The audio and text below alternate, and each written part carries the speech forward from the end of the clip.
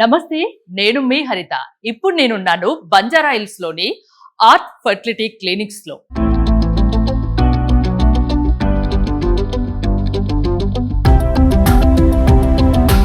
IVF లో fertility care లో number 1 position లో కొనసాగుతుంది ఆర్ట్ ఫర్టిలిటీ క్లినిక్స్.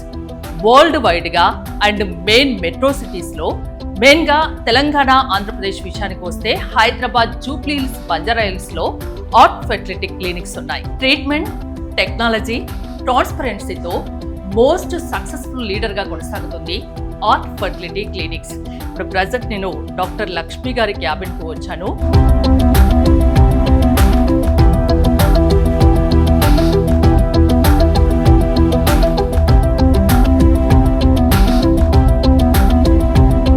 నాతో పాటు ఉన్నారు డాక్టర్ లక్ష్మి చిరుమామిళ్ళ గారు. 25 years experience, senior fertility consultant and medical director. నమస్తే డాక్టర్ గారు. అసలు మీ గురించి పరిచయం అవసరం లేదు. మీ రూమ్ లో అసలు ఎన్ని అవార్డ్స్, మీ గురించి అసలు చెప్పనక్కర్లేదు, వ్యూవర్స్ కూడా తెలుసు. ఈ రోజు నేను మీ దగ్గరికి రావడానికి కారణం ఏంటంటే, ఇన్ఫర్టిలిటీ అనగానే ఆడవాళ్ళలోనే లోపం ఉంది అనేది ఒక అపోహ. ఆడవాళ్ళనే నిందిస్తారు. ఇప్పటికైనా సమాజంలో ఏమైనా మార్పు వచ్చిందా అండి? కొంచెం కొంచెం చేంజెస్ వస్తున్నాయండి. కానీ మీరు అన్నట్టు ఎప్పుడైనా పిల్లలు కలగట్లేదు అనగానే ఆడవాళ్ళే వస్తారు ఫస్ట్ ట్రీట్మెంట్ కి. వాళ్ళకే ట్రీట్మెంట్ ఇస్తే సరిపోతుంది అనుకుంటారు మగవాళ్ళు కూడా, ఆర్ ఫ్యామిలీ మెంబర్స్. కానీ అది కరెక్ట్ కాదు. వరల్డ్ స్టాటిస్టిక్స్ చూస్తే ఇన్ఫర్టిలిటీ అనేది మెడికల్ కండిషన్ అని చెప్తున్నారు, వరల్డ్ హెల్త్ ఆర్గనైజేషన్ కూడా. సో ఈ మెడికల్ కండిషన్ రకరకాల కారణాల వల్ల రావచ్చు. ఒకటి ఆడవాళ్ళలో లోపాలు, రెండోది మగవాళ్ళలో లోపాలు. ఎక్కువ ఎవరిలో ఉంటాయి లోపాలు? ఇద్దరు 50-50% అని చెప్పచ్చు. ఒకళ్ళు ఎక్కువ ఒకళ్ళు తక్కువ అనేది కాదు, ఇద్దరు 50-50% ఛాన్సెస్ ఉంటాయి ఎవరిలో. ఒక్కొక్కసారి ఇద్దరిలోనూ ఉండొచ్చు, మనం చెప్పలేము. ఒకవేళ ఆడవాళ్ళలో ప్రాబ్లం ఉంది, ఓకే ఇర్రెగ్యులర్ పీరియడ్స్ వస్తున్నాయి అనుకున్నా కానీ వాళ్ళల్లో మగవాళ్ళల్లో కూడా లోపం ఉండొచ్చు. కాబట్టి ఇద్దరికి ఫస్ట్ టెస్ట్ చేయాలని చెప్తాము. ఇద్దరికి ఫస్ట్ టెస్ట్ చేస్తే ఏంటంటే ఎక్కడెక్కడ ప్రాబ్లమ్స్ ఉన్నాయో అన్ని ఐడెంటిఫై చేయడానికి అవకాశం ఉంటుంది. దాని ప్రకారం అందరినీ ఒక కాన్సెప్ట్ లాగా తీసుకొని హోల్ ట్రీట్మెంట్ హోల్సమ్ గా చేయడానికి అవకాశం ఉంటుంది అనమాట. లేదు ఒకరికి చేసి ఇంకొకరికి వదిలేస్తే తర్వాత ఆ లోపం కనపడింది అనుకోండి, మళ్ళీ చేసిన ట్రీట్మెంట్ అంతా వేస్ట్. ఇప్పటికైనా మీ దగ్గరకు వచ్చే వాళ్ళు కలిసి వస్తున్నారా, జంటగా వస్తున్నారా, భార్యాభర్తలు ఇద్దరు? 50% అది, 50% ఇదండి. అంటే ఇంకా అవగాహన పెరగాలి, ఇంకా పెరగాల. ప్లస్ మెయిన్ గా ఏంటంటే పల్లెటూరులో ఉండే వాళ్ళకి ఏంటంటే ఆడవాళ్లే ప్రాబ్లం అనేది మగవాళ్ళు ఒప్పుకోరు కదా. టెస్ట్ ఇవ్వమంటే కూడా అదొక పెద్ద అవమానంగా భావిస్తూ ఉంటారనమాట. అదేంటంటే చాలా సింపుల్ టెస్ట్, సెమెన్ అనాలిసిస్ అనేది. ఒక్కసారి శాంపుల్ ఇచ్చి అది నార్మల్ అని వచ్చేసింది అనుకోండి, వితిన్ 2 hours లో మనకి రిపోర్ట్ వచ్చేస్తుంది. 2 hours లో. సో ఆ 2 hours లో వాళ్ళు వచ్చేసాక ఇంకా మళ్ళీ రావాల్సిన అవసరం ఉండదు క్లినిక్ కి. కానీ వాళ్ళది ప్రాబ్లం ఉంది అని మనం ఐడెంటిఫై చేస్తే అది ఎట్లా ఇంప్రూవ్ చేయొచ్చు, లేదా ప్రెగ్నెన్సీ న్యాచురల్ గా రావడానికి వాళ్ళ సైడ్ నుంచి మనం ఏం ట్రీట్మెంట్ ఇవ్వచ్చు అనేది కూడా మనకి చాలా అవకాశం ఉందన్నమాట. అదే అది కనుక్కోలేకపోయాం అనుకోండి, అది అట్లనే మరుగున పడిపోయి ఉంటుంది. ఆడవాళ్ళే ట్రీట్మెంట్ చేసుకుంటూ ఉంటారు, సంవత్సరాలు గడిచిపోతూ ఉంటాయి, ఆమెనే బ్లేమ్ చేస్తూ ఉంటారు సొసైటీ మొత్తం. ఒక సీనియర్ ఫర్టిలిటీ కన్సల్టెంట్ గా ఏం చెప్తారు అంటే, మ్యారేజ్ అయిన ఎన్నాళ్లకు మీ దగ్గరికి రావాలి, ఇద్దరు వస్తే బెటరా, ఎలా ఉంటే బాగుంటుంది? మ్యారేజ్ అయిన 1 year కి డెఫినెట్ గా వచ్చి చూపెట్టుకోవాలా.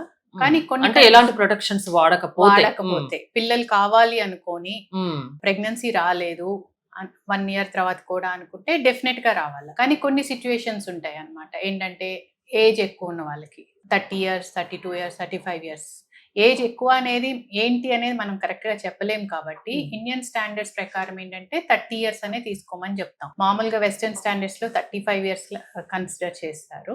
కానీ మనకేంటంటే ఎగ్ నెంబర్స్ చాలా తక్కువ అయిపోతాయి తొందరగానే. వాళ్ళ 35 years అనుకోండి, మంది 30 years కే తక్కువ అయిపోతుంటాయి.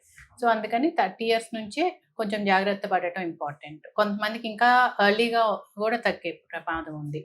సో పిల్లలు అవాయిడ్ చేద్దామన్నా కానీ టెస్ట్ చేసుకోవటం ముఖ్యం. చేసుకోవటం వల్ల ఏంటంటే వాళ్ళకి కాన్ఫిడెన్స్ వస్తుంది, ఓకే ఎంతవరకైనా డిలే చేయొచ్చు అనేది తెలుస్తుంది. తర్వాత ఏంటంటే అంతకుముందు ఆపరేషన్స్ ఏమన్నా అపెండిక్స్ అయిన వాళ్ళకి కూడా ఒక్కొక్కసారి దానివల్ల tubal factor infertility, appendicitis surgery వల్ల కూడా సర్జరీ ప్రాబ్లం వల్ల వస్తుందా? Any surgery on the abdomen, okay. దాని వల్ల కూడా ఫ్యూచర్ లో ఫర్టిలిటీ ఎఫెక్ట్ అవ్వచ్చు. అలానే అంతకుముందు ఏదన్నా మిస్క్యారేజెస్ అయ్యి డిఎన్సీ చేసుకున్న వాళ్ళకి ఏ చిన్న ఆపరేషన్ ఉన్నా కానీ అది మనకి ఫర్టిలిటీ మీద ఇంపాక్ట్ చూపెట్టచ్చు. అలానే పీసీఓస్, ఇర్రెగ్యులర్ సైకిల్స్ ఉన్నాయి అనుకోండి, ఆల్రెడీ మనకి తెలుసు వాళ్ళకి ప్రెగ్నెన్సీ రాదు న్యాచురల్ గా, ఇంకెంతసేపు ట్రై చేసినా అవ్వదు. సో వాళ్ళు ఎర్లీగా వస్తాం వల్ల అంటే మీరు ఫస్ట్ న్యాచురల్ గా కన్సీవ్ అవ్వడానికి ట్రీట్మెంట్ ఇస్తారు? ఓ డెఫినెట్ గా అండి. ఏంటంటే రాగానే అందరికి ఐవీఎఫ్ అని కాదు, మ్మ్. వాళ్ళకి ఏంటి ప్రాబ్లం అనేది ఫస్ట్ ఐడెంటిఫై చేస్తాం. ఓకే. సపోజ్ ఎగ్ కౌంట్ ప్రాబ్లమా, లేదంటే స్పర్మ్ ప్రాబ్లమా, లేకపోతే ఎగ్ రిలీజ్ ప్రాబ్లమా, ఇవన్నీ చెక్ చేశాక మనకి ప్రాబ్లం ఐడెంటిఫై చేశాక దాన్ని బట్టి ట్రీట్మెంట్ తీసుకోవాలి. అప్పుడు ఫలితం తొందరగా వస్తుంది. Okay. అవన్నీ చెక్ చేయకుండా హాఫ్ అండ్ హాఫ్ చేస్తా పోతుంటే టైం వేస్ట్ అవుతుంది, మనీ వేస్ట్ అవుతుంది. మ్మ్. అట్లానే అన్నెసెసరీగా మెడిసిన్స్ వాడి అవును. హెల్త్ కూడా ఖరాబ్ అవుతుంది. మగవాళ్ళలో కంప్లీట్ గా స్పర్మ్ లేకుంటే దానికి కూడా ట్రీట్మెంట్ ఉంటుందా? రకరకాల ప్రాబ్లమ్స్ రావచ్చు మా వాళ్ళు. కౌంట్ ఒకటే కాదు, మొటిలిటీ ఎఫెక్ట్ అవ్వచ్చు, లేదా షేప్ లో ప్రాబ్లం ఉండొచ్చు. మీరు అడిగినట్టు అసలు కౌంటే లేదనుకోండి, వాళ్ళకు కూడా వాళ్ళ ఓన్ పిల్లలు కలిగే అవకాశం కూడా ఉంది. మ్మ్. అదేంటంటే ఎందుకు తగ్గింది, ఎందుకు లేకుండా పోయింది అనేది ఫస్ట్ ఇన్వెస్టిగేట్ చేస్తాం. కొన్ని హార్మోన్ టెస్ట్ ఉన్నాయి, కొన్ని మ్మ్. జెనెటిక్ టెస్టులు చేస్తాము. చేసి అది టెస్టిస్ లో ప్రాబ్లమా, హార్మోన్ ప్రాబ్లమా, లేదా అసలు టెస్టిస్ లో ప్రొడక్షన్ అవుతుంది బయటికి రావటం ప్రాబ్లమా, ఇవన్నీ ఐడెంటిఫై చేస్తాం. ఐడెంటిఫై చేశాక ఒకవేళ ప్రొడక్షన్ మంచిగా ఉంది అంటే మనం టీసా అని కానీ పీసా అని కానీ చిన్న నీడిల్ వేసి టెస్టిస్లోకి, ఎపిడిటమిస్ అని ఉంటుంది దాంట్లోకి స్పర్మ్ ని బయటికి తీస్తాం. ప్రొసీజర్స్ ఏమైనా పెయిన్ తో కూడుకున్నాయా మేడం? బయటికి తీసాక అది ఫ్రీజ్ చేసుకొని వాడుకుంటాము. పెయిన్ అంటే నీడిల్ పెట్టేటప్పుడు మనం లోకల్ జనరల్ గా మనం ఎప్పుడైనా ఇంజెక్షన్ ఇప్పించుకుంటామో ఆ మాదిరిగానే ఆ ఉంటుంది. మాదిరిగానే ఉంటుంది. స్టిల్ మనం లోకల్ ఎనస్థీషియా ఇవ్వచ్చు, మ్మ్. ప్లస్ లేదా జనరల్ ఎనస్థీషియా, మరీ సెన్సిటివ్ అనుకోండి జనరల్ ఎనస్థీషియా ఇచ్చి కూడా చేస్తాం అనమాట. వితౌట్ ఎనస్థీషియా అసలు చేయము. ఓకే. సో పెయిన్ అనేది వాళ్ళకి అర్థం కాదు. ఈ మధ్య కాలంలో ఇన్ఫర్టిలిటీ కేసెస్ పెరిగిపోతున్నాయి, ఎక్కువగా వింటున్నాం. ఎందుకు మారుతున్న లైఫ్ స్టైలా ఏంటండి కారణం మెయిన్ గా? రకరకాల కారణాలండి. ఫస్ట్ ఏంటంటే అవగాహన పెరిగింది. సో ఫస్ట్ డిలే చేస్తున్నారు, డిలే చేయంగానే తొందరగా కావాలి అనుకుంటున్నారు. సో ఆదుర్ద పెరిగిపోవటం వల్ల కూడా ప్రాబ్లం పెరగచ్చు. అలానే లైఫ్ స్టైల్లో వెయిట్ పెరిగిపోవటం, ఎక్సర్సైజ్ లేకపోవటం, లేదా అన్హెల్దీ డైట్, అన్నిటి వల్ల కూడా ఇంపాక్ట్ కాజ్ చేస్తుంది స్పర్మ్ మీదను ఎగ్ మీద. ఎగ్ వెయిట్ పెరిగిన కొద్దిగా ఎగ్ క్వాలిటీ తగ్గుతుంది, అలానే స్పర్మ్ క్వాలిటీ మీద కూడా ఇంపాక్ట్. చెడు అలవాట్లు కూడా పెరిగిపోతున్నాయి అవును. అమ్మాయిల్లో కానీ అబ్బాయిల్లో కానీ. స్మోకింగ్, డ్రింకింగ్ చాలా కామన్ అయిపోయింది. మనం రోడ్ల మీద కూడా చూస్తున్నాం అమ్మాయిలను. అలాంటి అమ్మాయిలకి పిల్లలు పుట్టే అవకాశం ఉంటుందా స్మోకింగ్ ఎక్కువ చేసే వాళ్ళలో? స్మోకింగ్ అమ్మాయిల్లోనూ ఎఫెక్ట్ కాజ్ చేస్తుంది, అబ్బాయిల్లో కూడా. మ్మ్. సో స్పర్మ్ క్వాలిటీ తగ్గిస్తుంది, అమ్మాయిల్లో ఎగ్ కౌంట్ ని తగ్గిస్తుంది. సో ఎర్లీగా మెనోపాజ్కి వస్తారు వాళ్ళు. ఓకే. స్మోకింగ్ చేసే అమ్మాయిలు తొందరగా మెనోపాజ్ మెనోపాజ్కి వస్తారు. సో అందుకని ఎగ్ రిజర్వ్ ఫాస్ట్ గా తగ్గటం మొదలు పెడుతుంది. ఇందాక 30 years అన్నాను కదా, ఇంకా ఎర్లీగా వచ్చే అవకాశం ఉంటుంది. ఎన్ని సిగరెట్ స్మోకింగ్ వల్ల ఇంపాక్ట్ అవుతుందని మనం చెప్పలేము, కానీ ఎన్ని ఇయర్స్ నుంచి చేస్తున్నారు, ఎన్ని సిగరెట్ స్మోక్ చేస్తున్నారు అనేది ఇంక్రీజ్ అయిన కొద్దిగా ఇంపాక్ట్ ఎక్కువ ఉంటుంది. సో స్మోకింగ్, ఆల్కహాల్, డ్రగ్స్ ఇవన్నీ కూడా ఫర్టిలిటీ మీద సివియర్ ఇంపాక్ట్ చూపెడతాయి. మీ ఎక్స్పీరియన్స్ లో మీకు ఎదురైన క్లిష్ట కేసెస్ ఏమన్నా ఉన్నాయా? మీరు ఎక్కువ కష్టపడింది 25 years ఎక్స్పీరియన్స్ కదా, మీరు ఎక్కువగా ఎలాంటి కేసెస్? అంటే స్ట్రైట్ ఫార్వర్డ్ కేసెస్ అనేవి చాలా తక్కువ వస్తుంటాయండి. ఎప్పుడైనా ఏంటంటే అన్ని చోట్ల ట్రై చేసి నెగటివ్ వచ్చి అప్పుడు ఇక్కడికి వచ్చే వాళ్ళే ఎక్కువ ఉంటారు.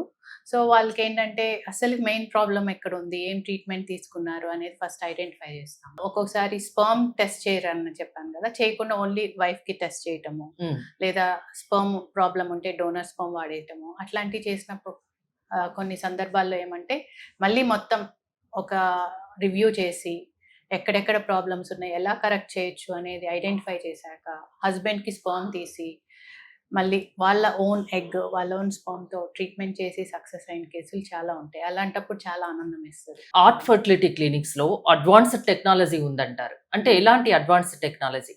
ఎలాంటి వాళ్ళకైనా, అంటే సంవత్సరాల తరబడి పిల్లలు పుట్టకపోయినా సంతాన భాగ్యం ఇక్కడికి వస్తే కలుగుతుందా? ఓ డెఫినెట్ గా అండి. ఎందుకంటే ఫస్ట్ రీసెర్చ్ బేస్డ్ ప్రోటోకాల్స్ చేస్తాం అన్నమాట. సో తక్కువ ఎగ్ రిజర్వ్ ఉన్న వాళ్ళకి యూజువల్ గా బయట ఏంటంటే డోనర్ ఎగ్స్ సజెస్ట్ చేస్తాం, లేదా స్పర్మ్ చాలా తక్కువ ఉన్నా లేకపోయినా డోనర్ స్పర్మ్తో చేసేస్తూ ఉంటారు.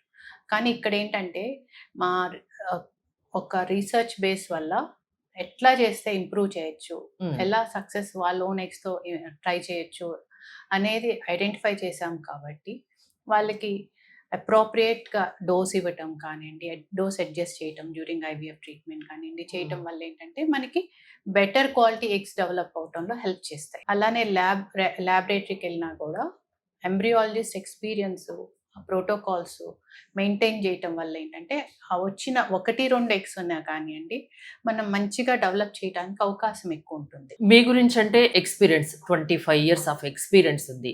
ఇంకా ఇక్కడి స్టాఫ్ గురించి ఏం చెప్తారు? క్లినిషియన్ ఎక్స్పీరియన్స్ ఎంత ఇంపార్టెంటో ఎంబ్రియాలజిస్ట్ ఎక్స్పీరియన్స్ కూడా అంతే ఇంపార్టెంట్. ప్లస్ చాలా చోట్ల ఎంబ్రియాలజిస్ట్ ఇన్ హౌస్ ఉండరు, అంటే అక్కడ ఉండరు అనమాట. ఓన్లీ ఆ కేసుకి వస్తారు, చేస్తారు, వెళ్ళిపోతారు. దానివల్ల ఏంటంటే ఫాలో అప్ ఉండదు, మెయింటెనెన్స్ ఉండదు. మన ఏఆర్టీ ఫర్టిలిటీ క్లినిక్స్లో ఏంటంటే ఎంబ్రియాలజిస్ట్ ఇన్ హౌస్ ట్రైన్డ్ ఉంటారు. ప్లస్ అబుదాబి నుంచి వెరీ ఎక్స్పీరియన్స్డ్ ఎంబ్రియాలజిస్ట్ మానిటర్ చేస్తుంటారు ఎవ్రీ మినిట్. సో ఆ మానిటరింగ్ వల్ల ఎక్కడన్నా కొంచెం తేడా వచ్చినా కానీ లోకల్లో అది కరెక్షన్ చేయడానికి అవకాశం ఉంటుంది. Plus world wide technology experience మనం యూటిలైజ్ చేసుకుంటున్నాం అనమాట. ఇక్కడ ఉండి కూడా best technology, best experienced people నుంచి, ఎంబ్రియాలజిస్ట్ నుంచి ఆ ఎక్స్పీరియన్స్ ఇక్కడ పేషెంట్స్కి కూడా ట్రాన్స్మిట్ అవుతుంది. సో అదొకటి మనకి చాలా పెద్ద అడ్వాంటేజ్. అట్లానే సైకలాజికల్ కౌన్సిలర్స్ ఉన్నారనుకోండి, డ్యూరింగ్ ట్రీట్మెంట్ పేషెంట్స్ చాలా స్ట్రెస్కి గురవుతూ ఉంటారు, చాలా ఎమోషనల్ అప్స్ అండ్ డౌన్స్ జరుగుతూ ఉంటాయి. అలాంటప్పుడు వాళ్ళు హ్యాండ్ హోల్డ్ చేసుకొని ముందుకు తీసుకెళ్ళడానికి అవకాశం ఉందన్నమాట. పిల్లలు లేరని అసలు ఎవరూ బాధపడిన అవసరం లేదు. ప్రతి ట్రీట్మెంట్ ఆప్షన్స్ పెరిగాయి. ఇక్కడ ఆర్ట్ ఫెర్టిలిటీ క్లినిక్స్లో అడ్వాన్స్డ్ ట్రీట్మెంట్స్ ఉన్నాయి. ప్రతి ఒక్కటి ట్రాన్స్పరెంట్స్గా ఉంటుంది, దాంట్లో కూడా భయపడిన అవసరం లేదు. అంతే కదా మ్యామ్? అంతే. థ్యాంక్ యూ అండి, థ్యాంక్ యూ సో మచ్. మీరు ఇక్కడ ట్రీట్మెంట్ చేయించుకోవాలి అనుకుంటే స్క్రీన్ పై స్క్రోల్ అవుతున్న నెంబర్స్ కాల్ చేసి కాంటాక్ట్ అవ్వండి. చూస్తూనే ఉండండి సుమన్ టీవీ.